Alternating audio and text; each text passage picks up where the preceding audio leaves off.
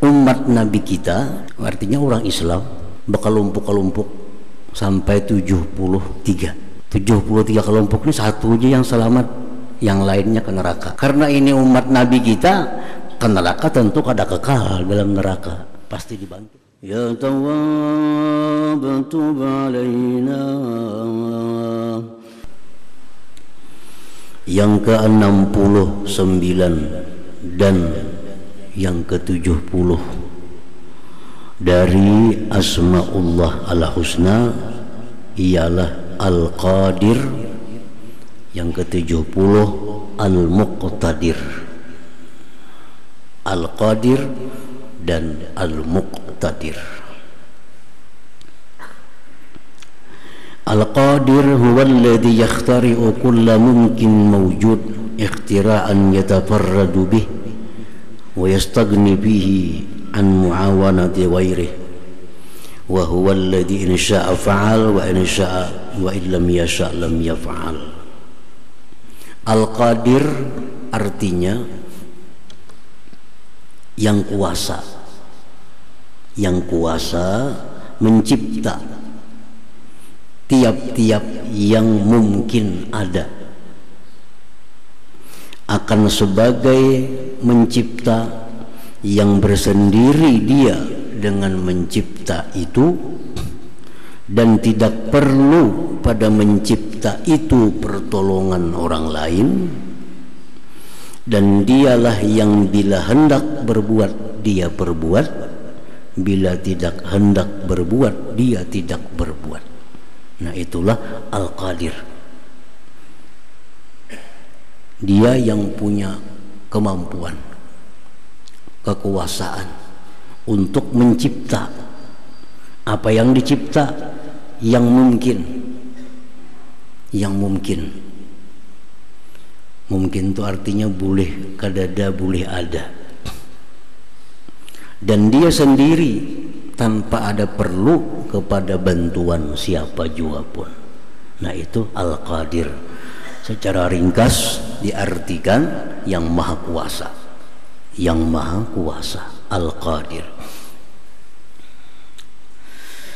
Wal Muqtadir, Muqtadir yang ke-70 huwallazi yuzhiru ma fa'al. Dia yang menampakkan kekuasaannya. Orang yang kuasa belum tentu menampakkan kekuasaan.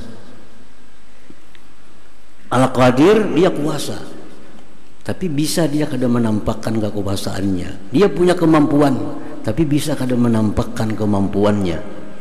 Nah, Al-Muqtadir dia menampakkan kekuasaannya. Jadi sedikit saja bedanya. Al-Qadir yang maha kuasa, Al-Muqtadir yang menampakkan kekuasaannya itu. Nah, para muhibbin rahimakumullah, Allah subhanahu wa ta'ala maha kuasa, bisa melakukan, memperbuat, mencipta apa saja yang dia kehendaki dari perkara-perkara yang jaiz, yang mungkin. Itu maksudnya. Menurut hukum akal terbagi 3. Ada yang wajib, ada yang mustahil, ada yang jaiz, harus. Itu hukum akal. Lain hukum syara. Hukum syara kan 5. Wajib, haram, makruh, sunat, boleh. Itu hukum syara ngarannya. Artinya pun beda juga. Wajib di hukum syara artinya yang dilakukan berpahala, ditinggal berdosa. Itu wajib menurut hukum syara. Kalau wajib menurut hukum akal artinya ma la yatasawwaru bil aqli adamu. Sesuatu yang kada terupa, terbayang pada akal tiadanya. Kazatihi ta'ala, seperti zat Allah. Zat Allah itu menurut hukum akal wajib ada. Wajib ada. Kenapa maka wajib? Karena kada terupa pada akal zat Allah tuh kada ada. Akal kita kada nerima kalau Allah tuh kada ada. Nah maka adanya Allah itu wajib menurut akal. Wajib menurut akal. Nah kudrat Al-Qadir yang maha kuasa itu kada berhubungan dengan yang wajib ini. Qadir yang maha kuasa kada ada hubungannya dengan yang wajib. Artinya apakah Allah menciptakan dirinya? Itu kada kawa demikian. Kenapa? Karena dirinya itu wajib ada. Sedangkan Qadir kada ada hubungan dengan yang wajib. Yang kedua, Qadir tidak ada hubungan dengan mustahil. Mustahil itu yang tidak terupa pada akal adanya, yang tidak terupa pada akal adanya, seperti anak Tuhan, bini Tuhan, sekutu Allah, itu mustahil. Karena mustahil kada terupa pada akal adanya. Nah Al-Qadir yang maha kuasa ini kada berhubungan dengan yang mustahil. Kawalah Allah tuh maulah anak sehingga ada anak Allah. Itu pertanyaan yang kada perlu ada. Kenapa? Karena kuasa Allah kada berhubungan dengan yang mustahil. Nah lalu apa yang kuasa Allah? Allah itu maha kuasa kepada tiap-tiap yang jaiz, yang mungkin. Apa itu jaiz mungkin? Sesuatu yang boleh ada, boleh tiada, macam kita-kita nih, alam semesta ini. Nah itulah hubungannya kuasa Allah subhanahu wa ta'ala. Allah maha kuasa mencipta alam semesta. Artinya boleh Tuhan meniadakan, boleh Tuhan menciptakannya. Nah para muhibbin rahimakumullah,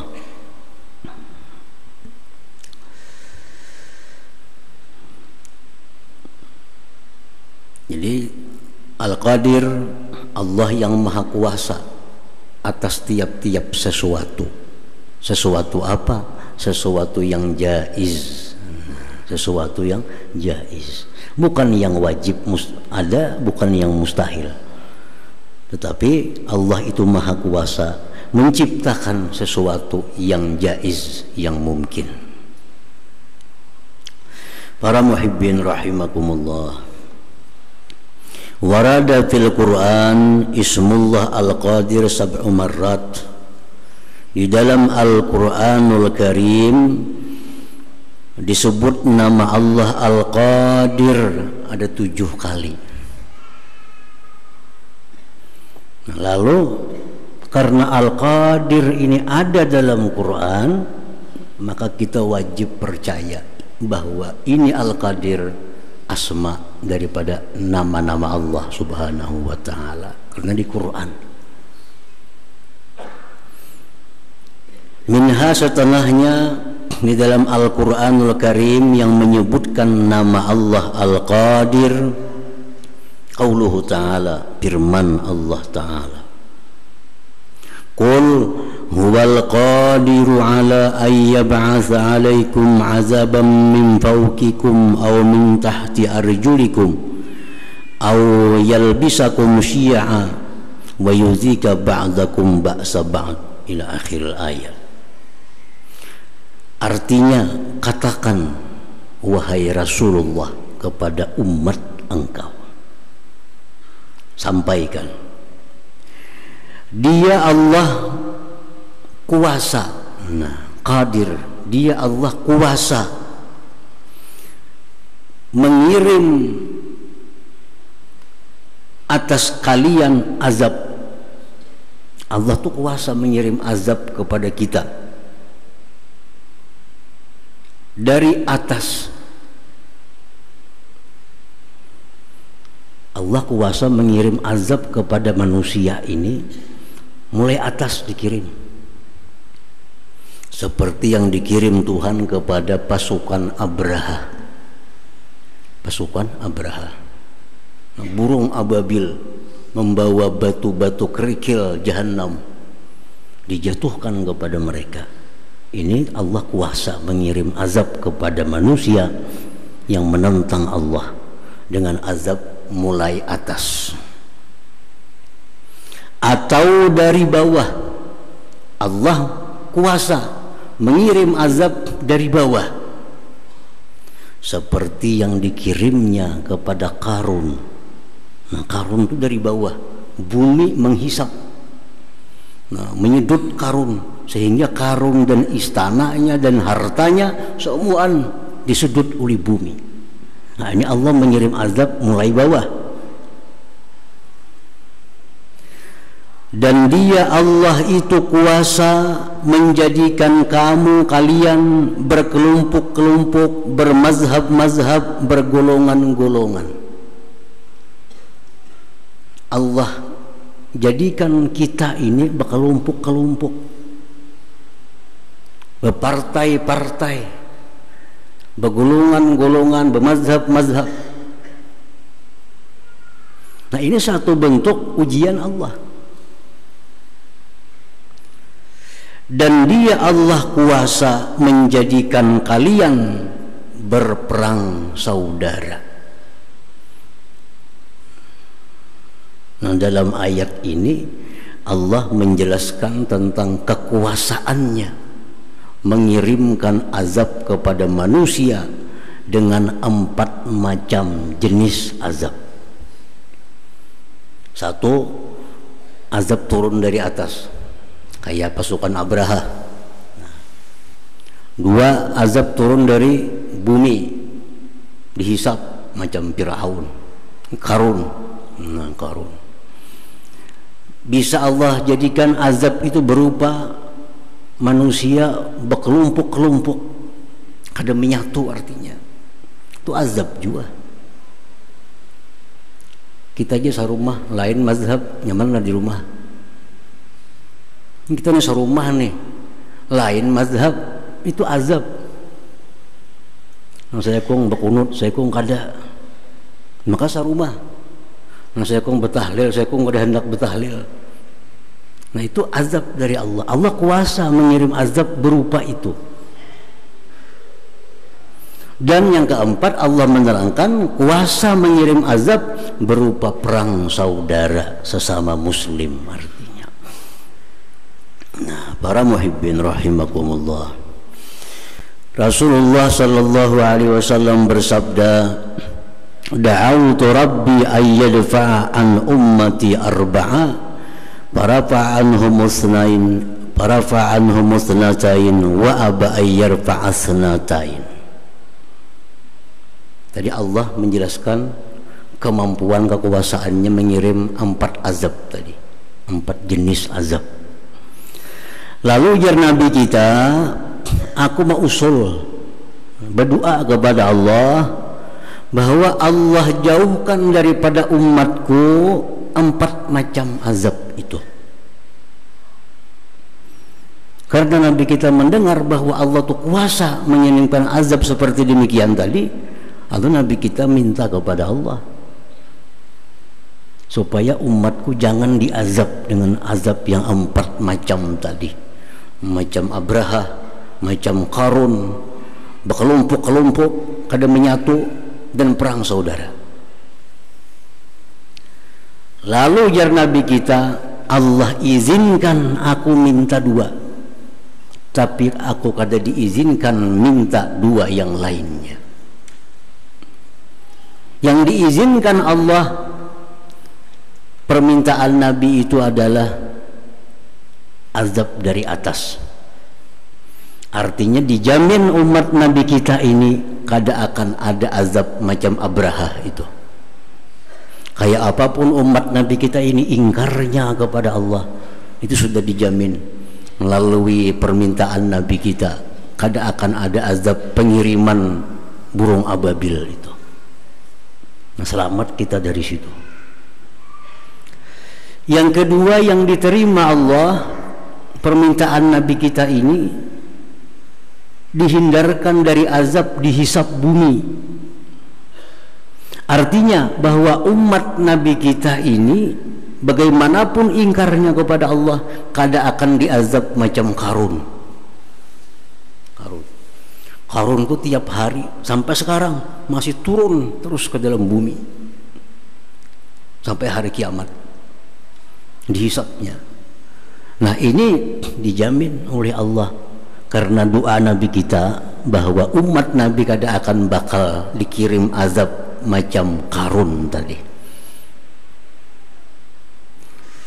Lalu ujar Nabi, Allah kada mengizinkan aku minta yang dua lainnya. Apa yang dua lainnya? Satu, berkelompok-kelompok, bermazhab-mazhab, berpartai-partai. Dan yang kedua, perang saudara. Itu kada Allah izinkan aku minta, terhindar dari itu. Nah, para muhibbin rahimakumullah, Rasulullah SAW bersabda, la taftariqanna ummati ala 73 firqah fawahidatun fil jannah wasnatani wasab'un finnar. Lalu akhirnya ujar Nabi, umatku ini tercerai-berai menjadi 73 kelompok, 73 partai, 73 mazhab. Hanya satu yang masuk surga, 72-nya finnar, dalam neraka. Jadi mazhab umat Nabi kita, artinya orang Islam, umat Nabi kita berkelompok-kelompok sampai 73 kelompok. Ini satu aja yang selamat, yang lainnya ke neraka. Karena ini umat Nabi kita, ke neraka tentu kada kekal dalam neraka, pasti dibangkit satu saat karena umat Nabi kita, umat Islam. Nah, siapa yang satu kelompok yang selamat itu? Ialah hum ahlus sunnah wal jamaah. Ahlus sunnah wal jamaah ini satu-satunya kelompok yang selamat yang disabdakan oleh Rasulullah Sallallahu Alaihi Wasallam. Nah, makanya kita berkelompok-kelompok ini, mazhab-mazhab ini. Kenapa? Karena memang Allah kadang mengizinkan Nabi untuk minta umat Nabi ini satu kelompok, satu pendapat saja, sehingga terjadilah sedemikian rupa banyak mazhab, banyak kelompok di antara kita ini. Cuma dari sekian banyak kelompok itu hanya satu yang selamat fil jannah, di surga, ahlus sunnah wal jamaah. Para muhibbin rahimakumullah, ahlus sunnah wal jamaah itu satu tapi besar, satu tapi besar satunya ini. Nah, siapa tokoh-tokoh yang diakui oleh dunia, oleh mayoritas muslimin dunia? Siapa tokoh-tokoh yang diakui sebagai tokoh ahlus sunnah wal jamaah? Nah, pertama yang diakui Imam Abu Hanifah radhiyallahu anhu. Ini Imam Abu Hanifah, pemimpin mazhab Hanafi. Ini diakui beliau sebagai tokoh ahlus sunnah wal jamaah. Terbanyak pengikut beliau ini di daerah Asia Selatan, Pakistan, India. Ahlus sunnah wal jamaah salah satunya adalah Imam Hanafi, mazhab Hanafi. Apa di antara ajaran beliau? Ini pasti ajaran ahlus sunnah, karena beliau tokoh ahlus sunnah. Ajarannya ajaran ahlus sunnah. Ajaran beliau antara lain tidak ada kunut dalam sembahyang subuh. Tidak ada kunut dalam sembahyang subuh. Jadi subuh kada berkunut. Orang mazhab Hanafi ini. Ini ahlus sunnah wal jamaah. Di antaranya lagi ajaran beliau tahlilan itu pahalanya sampai kepada mayit. Pahalanya sampai kepada mayit. Kita bertahlil, kita hadiahkan pahalanya agar disampaikan Allah kepada Fulan bin Fulan. Itu menurut mazhab Hanafi sampai. Ini ahlu sunnah wal jamaah diakui oleh dunia. Ya kalau ada orang-orang bertahlil, ini sampai. Dan itu ahlu sunnah wal jamaah. Karena tokohnya itu Imam Hanafi. Imam Hanafi diakui sebagai salah seorang tokoh ahlu sunnah wal jamaah. Orang kada bakunut subuh ahlu sunnah wal jamaah. Bukan di luar ahlu sunnah. Orang kada bakunut sembahyang subuh itu masuk ahlu sunnah wal jamaah. Karena mazhab Hanafi demikian. Jadi jangan dipadahkan orang kada bakunut itu kada ahlu sunnah. Bukan. Orang kada bakunut sembahyang subuh masih dalam ahlu sunnah. Karena itu dalam mazhab Hanafi. Di antara tokoh ahlu sunnah wal jamaah lagi yang diakui dunia, Imam Malik bin Anas, pemimpin mazhab Maliki. Nah ini diakui oleh dunia. Beliau salah seorang tokoh Imam Ahlus Sunnah wal Jamaah. Di antara ajaran beliau, Bismillahirrahmanirrahim itu bukan bagian Fatihah. Ajaran Sidin, Bismillahirrahmanirrahim bukan bagian Fatihah. Jadi bila sembahyang Allahu Akbar, Alhamdulillahirabbil alamin, kada perlu bismillah karena itu bukan Fatihah. Ini mazhab Maliki, ahlu sunnah wal jamaah. Jadi orang sembahyang kada bismillah itu masih ahlu sunnah wal jamaah. Di antara ajaran lagi daripada mazhab Maliki, banyu atau air mustamal itu masih bisa dipakai berulang-ulang untuk wudu, mandi junub dan sebagainya. Jadi orang mazhab Maliki ini banyu segayung halus cukupnya wudu bakubuk-ubuk di situ. Jam kita kan 2 kulah, maka sekulam hanya kau wudu berculup nih tuh. Mazhab Malikinya segayung halus kin kawal sudah wudu. Nah jadi itu ahlu sunnah wal jamaah. Ini mazhab Maliki. Di antara tokoh ahlu sunnah wal jamaah lagi yang diakui dunia, Imam Syafi'i radhiyallahu anhu. Imam Syafi'i, apa sebagian ajaran Imam Syafi'i? Subuh mesti bakunut. Subuh mesti bakunut. Jadi orang bakunut subuh itu bukan bid'ah, itu ahlu sunnah wal jamaah. Imam Syafi'i yang menghuluwakan dan sidin diakui oleh dunia. Oleh dunia mengakui sebagai tokoh, salah seorang tokoh ahlu sunnah wal jamaah. Bakunut subuh. Dan salah satu ajaran beliau lagi bahwa tahlilan itu kada sampai lawan mayit. Ini Imam Syafi'i. Ya kita Al-Fatihah kada sampai aja sidin itu. Jadi orang-orang yang memakai ini bahwa kada perlu tahlil, kada sampai, itu masih ahlu sunnah wal jamaah. Karena Imam Syafi'i yang berpendapat demikian. Satu lagi tokoh ahlu sunnah wal jamaah yang terkenal di dunia, Imam Ahmad bin Hambal atau imamnya mazhab Hambali.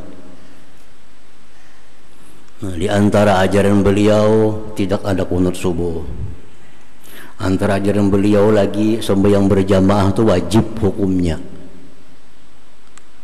Nah, jadi semua itu ahlu sunnah wal jamaah. Orang kada bakunut masih ahlu sunnah wal jamaah. Orang bertahlil masih dalam kelompok ahlu sunnah wal jamaah. Jadi kada perlu sesama ahlu sunnah wal jamaah ini saling salah menyalahkan. Karena imamnya masih imam ahlu sunnah wal jamaah. Bakunut silahkan, hana kada silahkan, kada keluar dari ahlu sunnah wal jamaah. Tapi kalau ada orang mengatakan bahwa Abu Bakar Siddiq itu kafir, nah ini di luar Ahlus Sunnah wal Jamaah. Kalau ada kena orang mengatakan bahwa Abu Bakar Siddiq itu kafir, Sayyidina Umar itu kafir, ini di luar Ahlus Sunnah wal Jamaah. Karena tidak ada satupun tokoh-tokoh Ahlus Sunnah yang mengatakan demikian. Nah jadi jar Nabi tadi yang selamat cuma satu, Ahlus Sunnah wal Jamaah. Bujur satu cuma ganal nih, luas. Mazhab Maliki ada di sana, mazhab Hambali ada di sana, mazhab Syafi'i ada di sana, luas. Nah jadi sesama Ahlus Sunnah, sama-sama pada ahli surga, ujar Nabi kita sallallahu alaihi wasallam. Nah ini akibat dari apa? Dari tidak diizinkannya Nabi minta kepada Allah umat beliau dijadikan satu kelompok. Lalu bermacam-macam ini terjadi. Mestinya sama Ahlus Sunnah ini kada mau bahwa mestinya, karena sama pada Ahlus Sunnah. Nang mau bahwa itu lawan nang bukan Ahlus Sunnah. Nang mandakan Tuhan kita senior itu nang mau bahwa kita. Mengadakan Tuhan di mana? Di langit. Itu mesti kita bahwa, kan itu di luar Ahlus Sunnah. Kalau perkara yang bakunut, kada tahlil, itu kada perlu membawa, karena sama-sama dalam rangkuman Ahlus Sunnah wal Jamaah. Itu mestinya. Nah kemudian yang terakhir, Nabi kada diizinkan minta kepada Allah umat beliau ini perang saudara. Nabi itu minta kepada Allah supaya umat beliau jangan sampai perang saudara. Kalau nyembah perang orang kafir musuhnya, jangan sesama Islam. Itu pun kada diberiakan Allah juga. Nah sehingga terjadilah sampai sekarang peperangan, perang saudara sesama Muslim itu. Kapan mulainya kita perang saudara? Mulai perang Jamal antara pasukan Sayyidina Ali dengan pasukan Siti Aisyah radhiyallahu anhu, perang. Habis terjadi perang antara pasukan Sayyidina Ali dengan pasukan Muawiyah, puluhan ribu kaum muslimin yang mati. Sampai sekarang masih terjadi peperangan saudara di Suriah, di Yaman dan di mana-mana. Kenapa? Karena Allah kada mengizinkan Nabi kita untuk minta kada perang saudara itu. Maka itulah Allah Al-Qadir, Allah Maha Kuasa untuk mengirimkan azab kepada siapapun, kepada umat Nabi kita, perang saudara, berkelompok-kelompok kayak tadi. Nah, cuma dihindarkan dua hal, kada akan dikirim azab dari langit, kada akan dikirim azab dari bawah bumi. Nah itulah bagian dari nama Allah Al-Qadir. Kemudian Al-Mu'min Bismillahil Qadir wal Muqtadir, orang yang beriman dengan nama Allah Al-Qadir dan Al-Muqtadir.